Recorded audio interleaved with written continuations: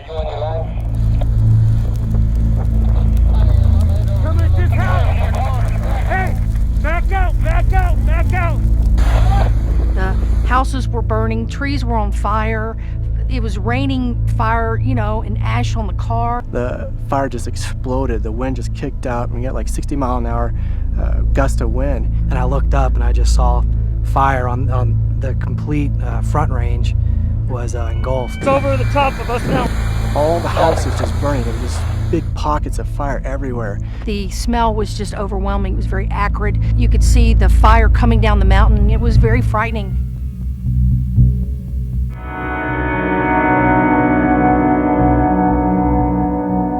The Waldo Canyon fire burned 18,000 acres and burned almost 350 homes, and 2 people lost their lives. The impact on the community is multifaceted. You have not only the visible scars to the landscape, that is really physically and emotionally scarring for people. There is now virtually no vegetation. We also have soils that are hydrophobic, so the water is not absorbed anymore, and that results in major impacts downstream.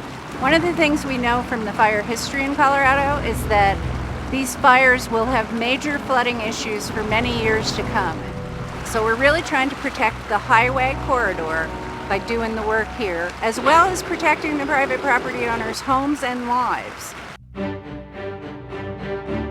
Good morning! Good morning. Rocky Mountain Field Institute, or as we like to call it, RMFI, is based in Colorado Springs, and we are dedicated to the rehabilitation and restoration of wildlands. And the work we do is awesome, but I am also very passionate about how we do it. And we engage community volunteers, like all the FedEx folks right behind me, in this work at the hands-on ground level of this work, which is so powerful. This is part of the Earth Smart program of FedEx and the National Fish and Wildlife Foundation. And what we're doing today is just assisting Mother Nature with that recovery process.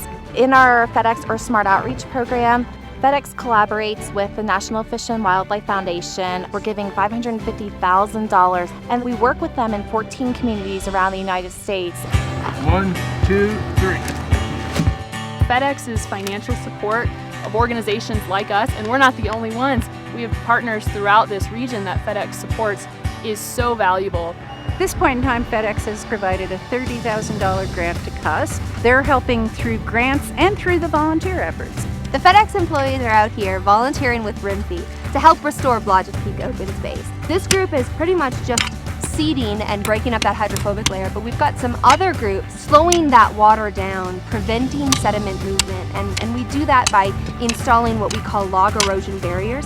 And I think what has been almost the most valuable piece of this whole experience is that community coming together. Oh, this is fantastic. I mean, having everyone at work come out here and help, and this is my backyard, is much more meaningful to me that everybody wants to volunteer and do this. People coming together in the community to build that back up is just a wonderful, wonderful thing. Wildfires and the ramifications they have to the local community isn't an issue that can be addressed in a couple of years. This is something that the community will be working on for the next 75 years, 100 years before this forest is back to its majestic glory that it was at one point before the wildfires.